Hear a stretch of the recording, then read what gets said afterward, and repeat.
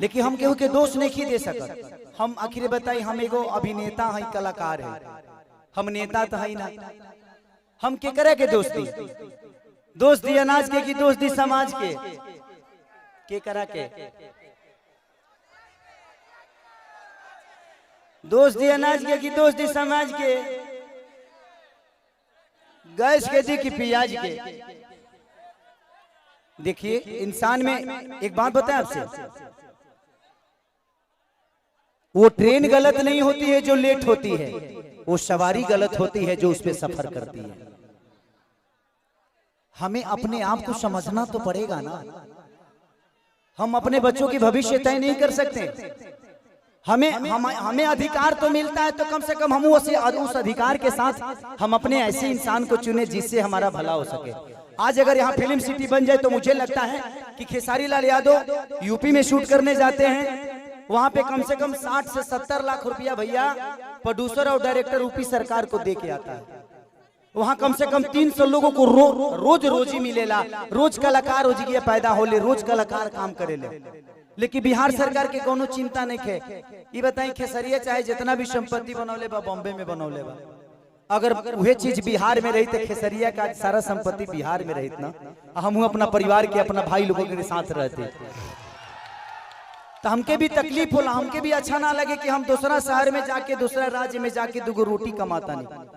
हमके शर्म लागेला दूसरा के जगह काम करे में, लेकिन क्या करी जब हमारे खेत बंजर हो जाए तो घर हर तो दूसरे के खेत में नहीं चलावे के पड़ी हमके। और हमारा खेत बंजर, हम किसान हो के भी इस खेत को आबाद नहीं कर पा रहे हैं, तो गलती हमारी है। गलती हमारी ये है कि हम जब इलेक्शन आता है तो खाली 2 फ्रूटी पियला के बाद तुरंत बटन दूसरा जगह चल जाता है। सबसे पहले एक दिन की खुशी को मारना पड़ेगा अगर आपको पूरे जीवन की खुशी लेना है तो। एक दिन की खुशी को जिस दिन आप मार दीजिएगा, अधिकार वो आपका नहीं है, वो आपके बच्चे का भविष्य है जो आपको तय करना है।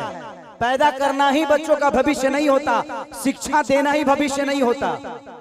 ये बताई खेसारी के बेटा बेटी एवर खेसारी का लगे पैसा बा तो अमेरिका में पढ़ा दिए हैं, लेकिन सबका लगे सक्षम तो नहीं खे ना जब अपना बेटा बेटी का अमेरिका में पढ़ाई। तो बिहार में कितना लोग खेसारी बाजी, एक गो ना, एक गो खेसरिया बा।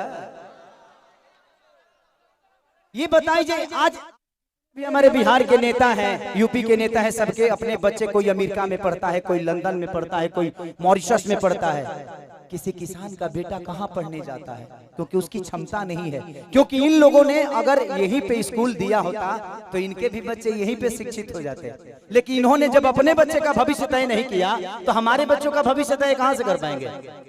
अब ये बताइए कि यूट्यूब पर डाल दी तो लोग कहिए खेसरिया राजनेता हो गए।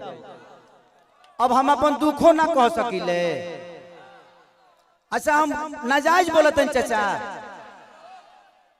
अभी बताइए खेसरिया जब अपना खातिर हॉस्पिटल नहीं बनवले तब गांव भर का इलाज कहां से कराई?